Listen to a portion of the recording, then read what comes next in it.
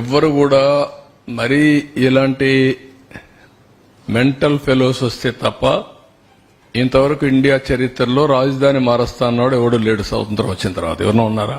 నాకు తెలియదు, మీరు చెప్పాలి. నేను కూడా 45 ఏళ్ళు రాజకీయాల్లో ఉన్నా, at the helm of affairs లో ఉన్నా. నేను ఎవరిని చూడలా. First time I'm seeing a different politician. మీరందరూ అర్థం చేసుకోవాలి, ఎవడు రాలా. అలాంటి తిక్క వాళ్ళ దగ్గర, పిచ్చోళ్ళ దగ్గర కూడా రాష్ట్రాన్ని కాపాడడానికి ఏం చేయాలో ఆలోచించాలి. ఇప్పుడు not only for Andhra Pradesh, it is a case study for the country. దేశానికి కూడా ఒక కేస్ స్టడీ ఇది. ఇప్పుడు రెండోది, ఓసారి బాధేస్తుంది.